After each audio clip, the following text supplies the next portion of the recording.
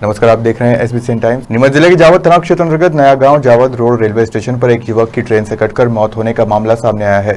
मृतक गाड़ी अजमेर हैदराबाद में बैठकर यात्रा कर रहा था। इसी दौरान नया गांव जावद रोड रेलवे स्टेशन पर मंगलवार रात करीब 11 बजे वो ट्रेन से गिरकर हादसे का शिकार हो गया। पुलिस ने मृतक की जेब से एक टिकट भी बरामद किया है जो निम्बाहेड़ा से नीमच तक का है। संभावना व्यक्त की जा रही है कि युवक ने निम्बाहेड़ा से नीमच का टिकट लिया होगा, जबकि उसे नया गांव जावद रोड स्टेशन पर ही उतरना होगा। मगर नया गांव में ट्रेन का ठहराव नहीं है।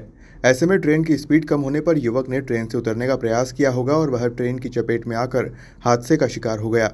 हादसा इतना दर्दनाक था कि मृतक युवक का शरीर कई टुकड़ों में कटकर क्षत-विक्षत हो गया। घटना की जानकारी स्टेशन मास्टर के द्वारा जीआरपी नीमच को दी गई। मौके पर पहुंची जीआरपी ने शव को नीमच जिला चिकित्सालय पोस्टमार्टम के लिए भेजा। युवक की पहचान होने और परिजनों के आने के बाद शव का पोस्टमार्टम किया जाएगा। मामले पर जीआरपी थाने के एसआई कन्हैया लाल भाटी ने जानकारी देते हुए बताया कि युवक की उम्र लगभग 30 वर्ष के करीब है। उसके पास से कोई पहचान पत्र प्राप्त नहीं हुआ। रात को मुझे 11:30 बजे टेलीफोन मिला कि स्टेशन मास्टर नया गांव का, उन्होंने बताया कि एक आदमी रन ओवर हो गया है, हम मेमो दे रहे हैं, आप देख लो। घटनास्थल हमारा होने से मैं एक आरक्षक को साथ लेकर, एएसआई कन्हैया लाल भाटी एक आरक्षक को साथ लेकर नया गांव पहुंचे। 11:30 बजे सूचना मिली थी, 12 बजे करीबन हम वहाँ पहुँच गए।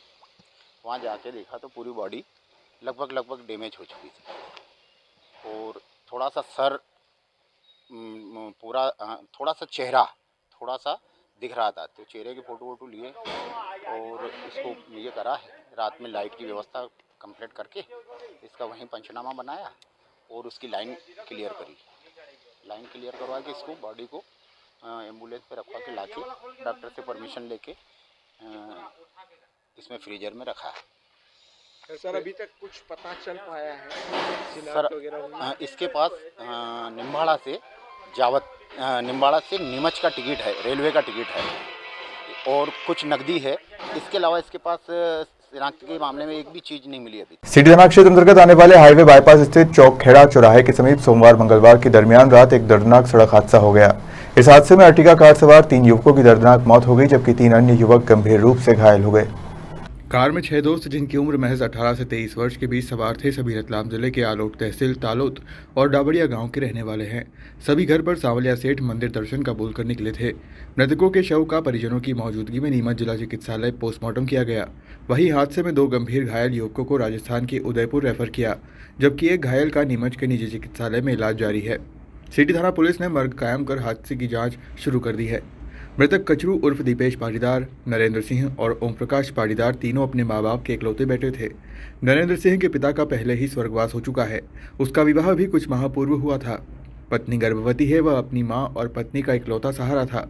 मृतकों में 2 युवक नरेंद्र सिंह और दीपेश पाटीदार की शादी हो चुकी थी। तो सूचना प्राप्त हुई थी कि चौकखेड़ा के यहाँ पे एक्सीडेंट हो गया है।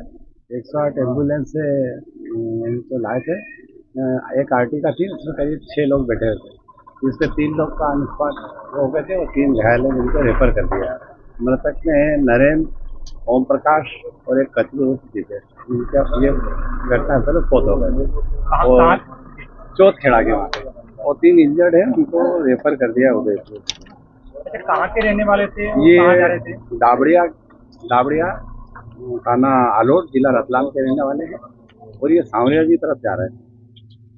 मंगलवार को नीमच कलेक्टर कार्यालय पर जिले के विभिन्न स्थानों से आए अतिथि शिक्षक पहुंचे। यहां उन्होंने नारेबाजी करते हुए आजाद स्कूल अतिथि शिक्षक संघ मध्य प्रदेश के बैनर तले प्रदेश के मुख्यमंत्री के नाम एक ज्ञापन दिया। ज्ञापन के माध्यम से अतिथि शिक्षकों ने पूर्व सरकार एवं चुनावी घोषणा पत्र में किए वादों को याद दिलाया।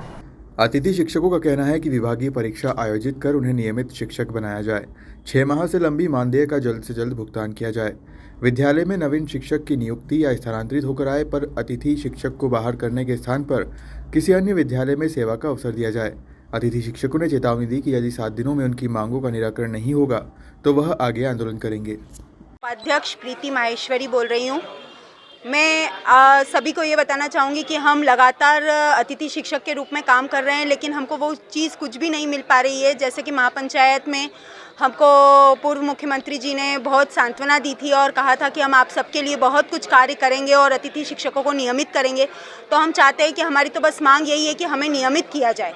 हमें किसी भी तरीके से गुरुजी की तरह या जो भी आप विभागीय परीक्षा लेना चाहते हैं, जिस तरीके से भी, हमें हमारी मांग यही है कि हम इतने सालों से करते आ रहे हैं। आप देखेंगे सभी के बाल सफ़ेद हो गए हैं, सभी के बाल सफ़ेद हो गए। आज सितंबर माह से हमें कोई वेतन नहीं मिला है। हम जहाँ पर जा रहे हैं ना सर, वहाँ पर हमको अपना खर्चा करके पेट्रोल का खर्चा लगाना पड़ता है, पैसे लगाने पड़ते हैं, उसके बाद हम वहाँ पर पहुँच पाते हैं। तो हमें ये सारी कंडीशन, हमारे पास से पैसा लगाना है, हमारे पास पैसा तो आ ही नहीं रहा है, हम पर हमें लगाना पड़ रहा है इसी उम्मीद के साथ कि हमें वो पैसा मिल जाएगा। लेकिन अभी तक 5 महीने होने आए, ये फरवरी माह में 5 महीना है, 5वां महीना, लेकिन 1% भी पैसे की कहीं से कहीं तक हमको कोई उम्मीद ही नज़र नहीं आ रही है।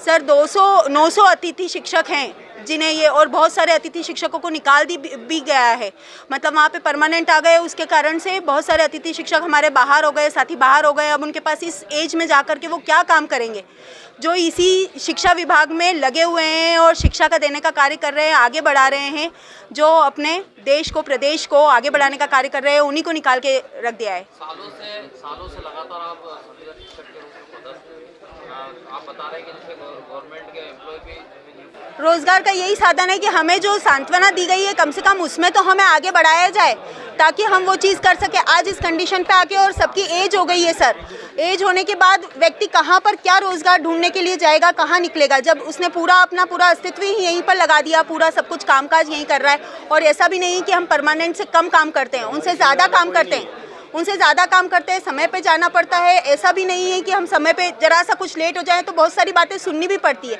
ऐसा कुछ नहीं है। जहाँ जॉब करते हैं वहाँ सुनना पड़ता है, लेकिन हम तो बस इतनी आशा और उम्मीद है कि बस हमको, अब ये जो नए मुख्यमंत्री जी आए हैं, इनसे यही विनती है हम सब अतिथि शिक्षकों की कि हमें बस जल्द से जल्द परमानेंट करें। ऐसा ना करें कि बहुत सारे अतिथि शिक्षक परास्त हो गए, हास्त हो गए, बहुत परेशान हो रहे हैं सर। मेरा नाम प्रीति महेश। मंगलवार को नीमच कलेक्टर कार्यालय पर जिले के विभिन्न स्थानों से आए दिव्यांगजन नारेबाजी करते हुए पहुंचे। यहां उन्होंने दिव्यांग सेवा संस्थान के बैनर तले दिव्यांगों से जुड़ी हुई मांगों का एक ज्ञापन दिया। प्रदेश के मुख्यमंत्री के नाम दिए 13 सूत्रीय ज्ञापन में मुख्य रूप से दिव्यांगों और वृद्धजनों की पेंशन को 600 रुपये से बढ़ाकर 1500 रुपये किया जाए। नीमच में लंबित पड़े दिव्यांग पुनर्वासन केंद्र के भवन का जल्द से जल्द निर्माण कार्य प्रारंभ किया जाए। दिव्यांगों ने शासन प्रशासन को आगाह किया है कि यदि 21 फरवरी तक उनकी 13 सूत्रीय मांगों के ज्ञापन वर्णित मांगों का निराकरण नहीं किया जाता तो जिले के सभी दिव्यांगजन 21 फरवरी को नीमच के जिला चिकित्सालय के सामने स्थित दिव्यांग पुनर्वास केंद्र रेड क्रॉस भवन पर धरना प्रदर्शन करेंगे। इस आशय का अध्यापन कलेक्टर प्रतिनिधि संयुक्त कलेक्टर राजेश शाह ने लिया।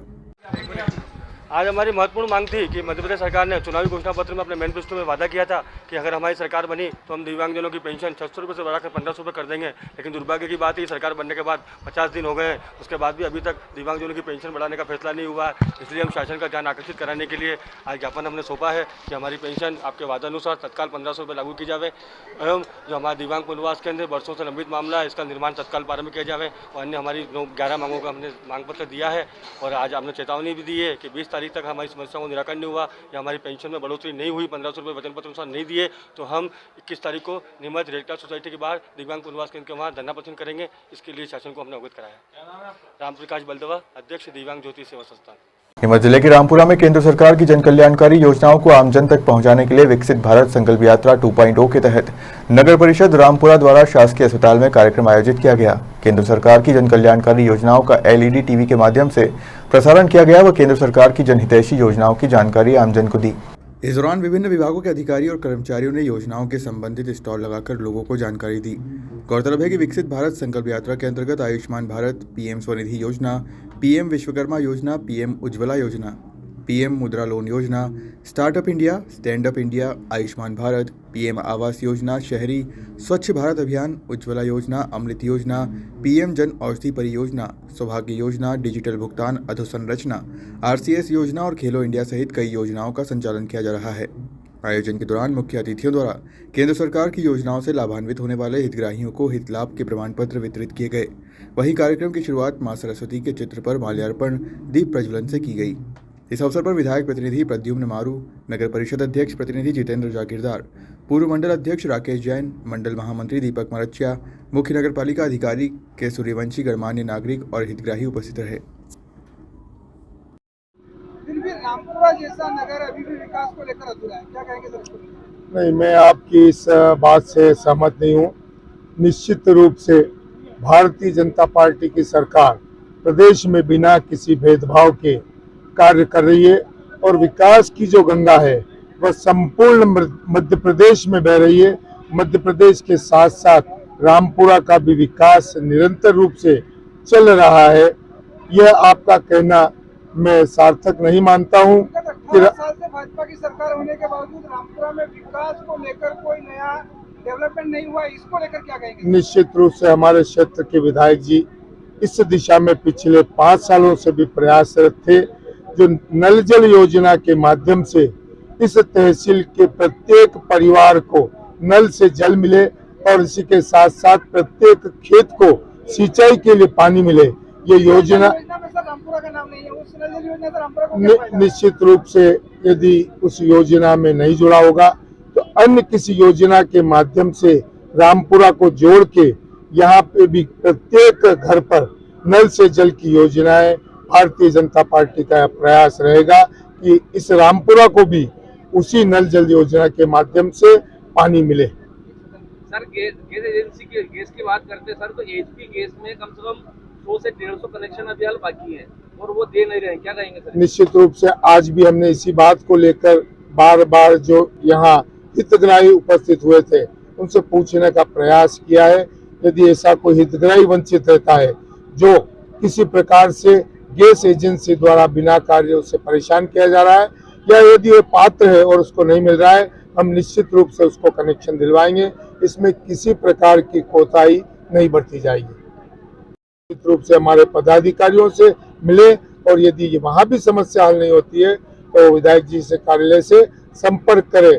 हमारा यह प्रयास है कि कोई भी हितग्राही यदि योजना में पात्र है वंचित नहीं रहेगा। भाजपा की केंद्रीय चुनाव समिति ने 2 राज्यों में होने वाले आगामी द्विवार्षिक चुनाव को लेकर अपनी दूसरी लिस्ट जारी कर दी है। दूसरी लिस्ट में मध्य प्रदेश से 4 और उड़ीसा से 1 नाम तय किया गया। राज्यसभा के लिए उम्मीदवारों की दूसरी लिस्ट में बंसीलाल गुर्जर को मध्य प्रदेश से राज्यसभा का उम्मीदवार बनाया गया है। उम्मीदवार बनाने पर गुर्जर के निवास स्थान पर भारतीय जनता पार्टी के नेताओं का और शुभचिंतकों का जमावड़ा होने लगा और श्री गुर्जर को माला पहनाते हुए मिठाई खिलाई। बता दें कि 63 वर्षीय बंसीलाल गुर्जर वर्तमान में हुडको डायरेक्टर और किसान मोर्चा के राष्ट्रीय उपाध्यक्ष हैं। वे पोस्ट ग्रेजुएट हैं। उनकी पत्नी रमा देवी गुर्जर वर्तमान में मंदसौर नगर पालिका परिषद के अध्यक्ष हैं। कृषि व्यवसाय करने वाले बंसीलाल गुर्जर भाजपा जिलाध्यक्ष, किसान मोर्चा प्रदेश अध्यक्ष, किसान महामंत्री और राष्ट्रीय उपाध्यक्ष सहित विभिन्न पदों पर रहे हैं। लंबे समय तक वे मंदसौर कृषि मंडी अध्यक्ष रहे। मैं भारतीय जनता पार्टी के शीर्ष नेतृत्व माननीय प्रधानमंत्री नरेंद्र मोदी जी, जेपी नड्डा जी और हमारे देश के यशस्वी गृह मंत्री माननीय अमित शाह जी, प्रदेश अध्यक्ष माननीय विष्णुदत्त शर्मा जी, डॉक्टर मोहन यादव जी, हमारे माननीय मुख्यमंत्री और शीर्ष नेतृत्व का धन्यवाद करता हूं कि उन्होंने मुझे राज्यसभा के लिए उम्मीदवार बनाया है। निश्चित ही भारतीय जनता पार्टी और माननीय नरेंद्र मोदी जी देश में किसानों की भलाई के लिए जो काम कर रहे हैं उस काम को गति देने में मैं सहयोगी बनूंगा, ऐसा मैं उम्मीद करता हूं और मैं शीर्ष नेतृत्व को धन्यवाद देता हूं। कई बार आपको विधानसभा लोकसभा में नाम आते थे लेकिन चूक जाते थे, उसके बाद आज घर बैठे जो आपको ऐसा कुछ नहीं है। भारतीय जनता पार्टी का कार्यकर्ता होने के नाते जो पार्टी जो जिम्मेदारी देती है उस जिम्मेदारी का निर्वहन करते हुए आज जो अवसर दिया उसके लिए धन्यवाद पार्टी। नीमच शहर के दशहरा मैदान के समीप स्थित शासकीय सीएम राइज स्कूल में बुधवार को वसंत पंचमी का पर्व बड़े ही हर्षोल्लास के साथ मनाया गया। वसंत पंचमी के अवसर पर स्कूल के स्टाफ के सदस्य पीले वस्त्र धारण कर पहुंचे। वसंत पंचमी पर मां सरस्वती की पूजा अर्चना की। वहीं आज के दिन देश दुनिया में वैलेंटाइन डे भी मनाया जा रहा है। प्रतिवर्ष अनुसार इस वर्ष भी विद्यालय में वैलेंटाइन डे को मातृ पितृ पूजन दिवस के रूप में मनाया गया।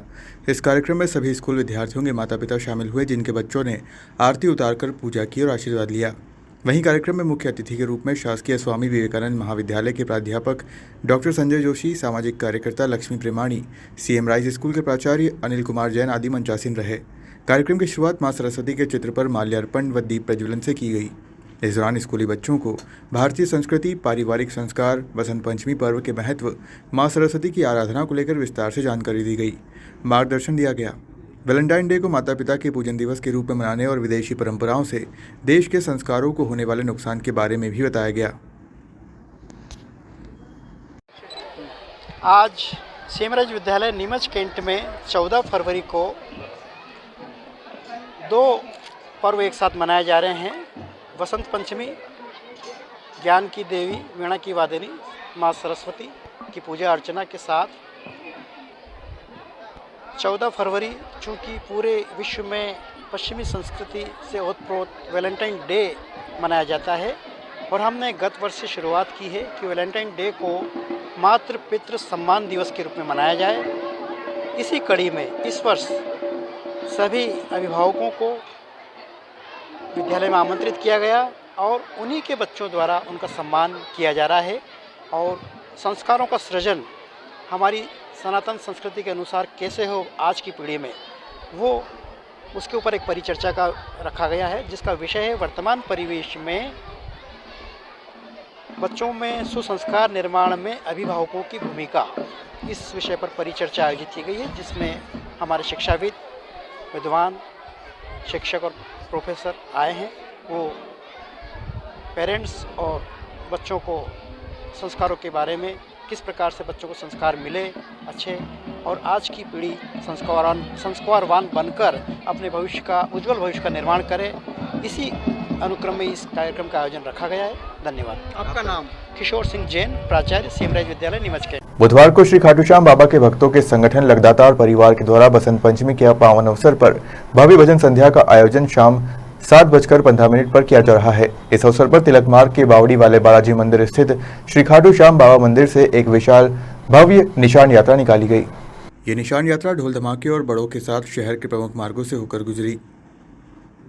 श्री खाटू श्याम बाबा मंदिर से प्रारंभ हुई निशान यात्रा जाजू बिल्डिंग, सराफा बाजार, घंटाघर, नया बाजार, बारादरी, कमल चौक होते हुए भजन संध्या स्थल भारत माता चौराहे पर पहुंची। यहां विधि विधान और पूजा अर्चना के साथ खाटू श्याम बाबा की ध्वजा लगाई गई।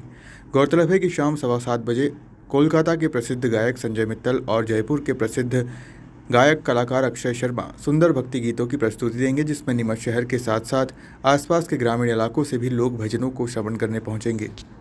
शहर के शासकीय सीताराम जाजू कन्या महाविद्यालय में प्रतिवर्ष अनुसार इस वर्ष भी बसंत पंचमी का पर्व बड़े ही हर्षोल्लास के साथ मनाया गया।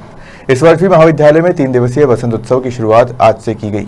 इस 3 दिवसीय वसंत उत्सव में विभिन्न गतिविधियों और प्रतियोगिताओं का आयोजन किया जाएगा। वसंत उत्सव के तहत 14 फरवरी को खेलकूद की प्रतियोगिता का आयोजन किया गया। 15 फरवरी को नृत्य, संगीत और सांस्कृतिक कार्यक्रमों की प्रस्तुतियां छात्रों द्वारा दी जाएगी। इसी तरह 16 फरवरी को वसंत उत्सव के समापन अवसर पर एक मेले का आयोजन किया जाएगा, जिसमें छात्राओं द्वारा बनाए गए व्यंजन व सामग्री का प्रदर्शन करने के लिए एक मेले का भी आयोजन होगा। इसमें महाविद्यालय की छात्राओं के साथ उनके अभिभावक, शहर के गणमान्य नागरिक उपस्थित रहेंगे। वहीं 14 फरवरी बुधवार को वसंत पंचमी और वसंत उत्सव के शुभारंभ अवसर पर महाविद्यालय परिसर स्थित मां सरस्वती की प्रतिमा पर माल्यार्पण किया गया। इस अवसर पर नीमच नगर पालिका अध्यक्ष स्वामी चोपड़ा और महाविद्यालय की जनभागीदारी समिति के अध्यक्ष विजय बाफना ने पूजा अर्चना कर उत्सव की शुरुआत की। सीताराम जाजू महाविद्यालय में प्रतिवर्ष के भांति इस वर्ष भी बसंत पंचमी उत्सव के रूप में यहाँ 3 दिवसीय कार्यक्रम का आगाज़ किया गया है, जो प्रतिवर्ष होता है और हमेशा इसे बसंत पंचमी उत्सव के नाम से मनाया जाता है। बसंत पंचमी अपने आप में आज इसे ऋतुराज भी कहते हैं और आज चारों ओर प्रकृति में और हर तरफ अपने आप में आज से वातावरण परिवर्तन हो रहा है। इसी उत्साह और उमंग संचार के साथ आज जैसे माँ शारदा की पूजा अर्चना कर आज बच्चे स्पोर्ट्स के अंदर खेलकूद प्रतियोगिता आयोजित होगी। कल छात्राओं द्वारा विभिन्न रंगारंग कार्यक्रम, सांस्कृतिक कार्यक्रम की प्रस्तुति दी जाएगी और परसों के दिन जो कार्यक्रम के अंदर एक जो प्रतिवर्ष होता है, बच्चों द्वारा अलग अलग विविध प्रकार के यहाँ स्टॉल लगाए जाएंगे। एक मेले का, भव्य मेले का रूप प्रदान किया जाएगा। इसके अंदर सभी छात्राओं के अभिभावकों को, पालकों को, शहर के बुद्धिजीवी को, गणमान्य लोगों को यहाँ आमंत्रित किया गया है कि इस शहर की किस प्रकार से प्रतिभाएं आगे बढ़ रही है और सतत और निरंतर प्रदेश लेवल पर, जिला लेवल पर, चाहे सांस्कृतिक कार्यक्रम में हो, ड्राइंग में हो या अन्य अदर्स एक्टिविटी में हो, जिस प्रकार से आगे बढ़ रही है, हम इनके उज्जवल भविष्य की कामना करते हैं, शुभकामनाएँ देते हैं। विजय बाफना, जनभागीदारी।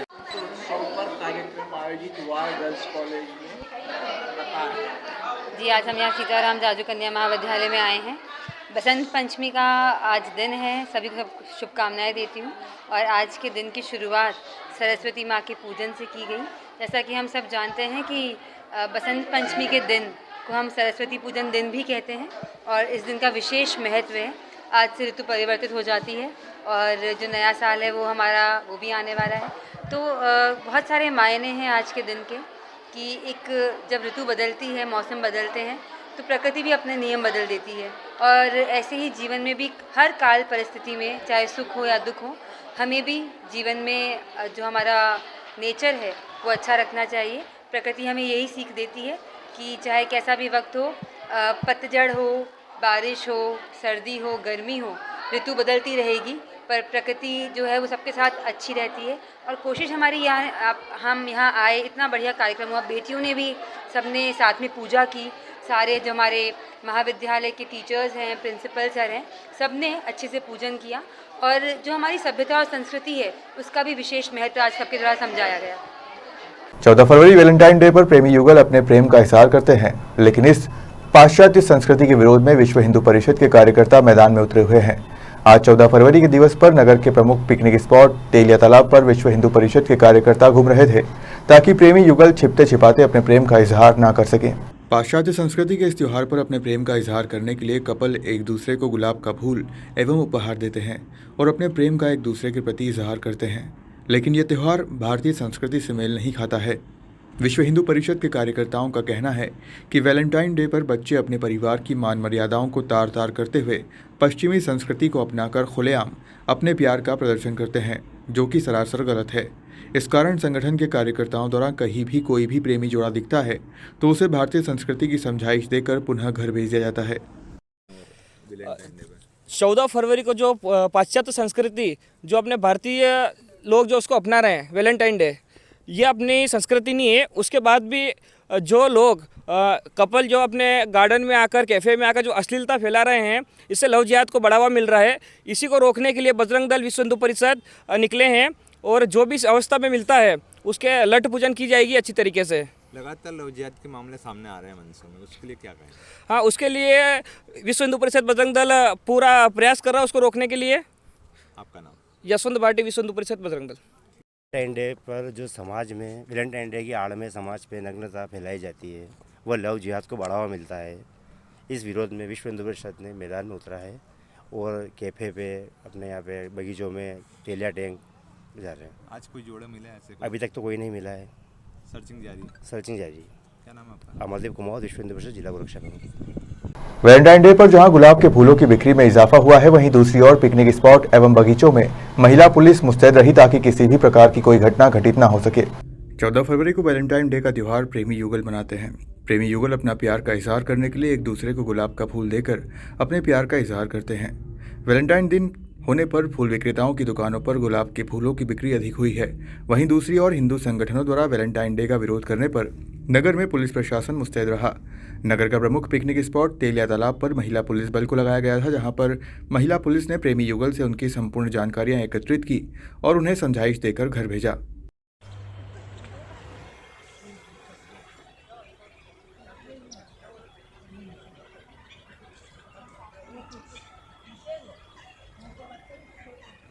आज हमारे वरिष्ठ अधिकारियों द्वारा व्यवस्था यहाँ पर लगाई गई है। वैलेंटाइन डे पर्व और बसंत पंचमी पर्व होने के कारण हमको यहाँ लगाया गया है। यहाँ लड़का लड़की जैसे घूमते रहते हैं तो इनको हम पूछताछ करते हैं कहाँ से आए हैं, कहाँ रह रहे हैं, यहाँ पे पढ़ाई कर रहे हैं और कई रीज़न गलत रीज़न से तो नहीं आए, ये हम पूछताछ करके उनको समझाइश देते हैं। आपका नाम? रेहाना कुरैशी। बसंत पंचमी पर मजदूर कल्याण समिति द्वारा प्रथम बार ग्राम दाऊद खेड़ी में सर्व समाज समूह की विवाह सम्मेलन का आयोजन किया गया। विवाह सम्मेलन में मंदसौर, नीमच, रतलाम, उज्जैन के जोड़ों ने विवाह सम्मेलन में भाग लिया। बता दें कि मजदूर कल्याण समिति द्वारा प्रथम बार बसंत पंचमी पर सर्व समाज सामूहिक विवाह सम्मेलन का आयोजन किया गया। समिति द्वारा प्रयास किया गया कि इस सामूहिक विवाह सम्मेलन में अधिक से अधिक जोड़ों का विवाह संपन्न हो सके, लेकिन प्रथम बार विवाह सम्मेलन होने पर 5 जोड़ों का विवाह संपन्न हो पाया। समिति द्वारा नवदंपति को उपहार भी प्रदान किए गए। बढ़िया लग रहा कराया जा रहा है? पता नहीं। बहुत अच्छा लगा सम्मेलन, सारी व्यवस्था भी बहुत बड़ी मस्त है यहाँ पे। बहुत अच्छा लगा यहाँ पे आके, बहुत सारे लाभ है यहाँ पे आने के बाद। बहुत अच्छा लगा यहाँ पे आने के बाद। कौन सा सम्मेलन संस्था है ये? मजदूर कल्याण सम्मेलन। आपका क्या नाम? अमन योगी नाम है मेरा। मैं उज्जैन से आया हूँ। कैसा लगा यहाँ आके, किस समिति द्वारा? अच्छा लगा। मजदूर कल्याण समिति मध्य प्रदेश द्वारा ये आयोजन सामूहिक विवाह सम्मेलन हुआ, मतलब हमें बहुत अच्छा लगा है। कैसी व्यवस्था है यहाँ पे? ठीक है, बढ़िया है, मतलब ठीक है। आज हम मजदूर कल्याण समिति की ओर से एक सामूहिक सर्व समाज का सामूहिक सम्मेलन करने जा रहे हैं, जिसमें हम समाज से यही आशा करते हैं कि ये सब वर वधू जितने भी हैं आगे और समाज के लिए, मतलब ये है कि अपेक्षा करते हैं इनसे कि हर युवा आगे आए समाज में और सम्मेलन को महत्व दे, ताकि उनके माता पिता कोई बोझ से ग्रसित ना रहे। माता पिता, लड़कियों के माँ बाप बेचारे कर्ज से बोझ में दब जाते हैं। ऐसा क्या है कि इस वजह से हमने भी इसका सम्मेलन का आयोजन किया है, समाज के लिए मतलब आगे समाज को। जी, आपका नाम? कविता चौहान, मजदूर कल्याण समिति प्रदेश अध्यक्ष, महिला मोर्चा। हमने मजदूर कल्याण समिति की तरफ से हमने व्यवस्था रखी है, जो कि संस्था की तरफ से इस साल से हमने प्रारंभ किया है सामूहिक विवाह सम्मेलन का। इसमें 2-3 जिले के जोड़े यहाँ पर उपस्थित हुए हैं और हमने 5 जोड़े किए थे, पर एक रोटी कुछ रह गई है, जो एक जोड़े में रोटी रह गई है, तो 4 जोड़े हमने यहाँ पर व्यवस्थित तरीके से किए हैं। और संस्था के माध्यम से इनके जो अवेलेबल जो सामान वगैरह जो कराते हैं वो हम उपलब्ध कराने जा रहे हैं। कितने टोटल जोड़े बचे हैं अभी यहाँ पर 4 जोड़े हैं और हमारा संगठन जब हम पहली बार चालू कर रहे हैं 4 जोड़े से प्रारंभ कर रहे हैं और कोशिश करेंगे अगली बार हम बढ़ा के करें। कहाँ के जोड़ा है? इसमें रतलाम से है, उज्जैन से है, मंदसौर से है और एक और नीमच से भी यहाँ पे बता रहे हैं। सभी तरह के जोड़े। करण सिंह परियार, प्रदेश अध्यक्ष, मजदूर कल्याण समिति। फिलहाल खबरों में सिर्फ इतना ही। आप देखते रहिए SBCN टाइम्स।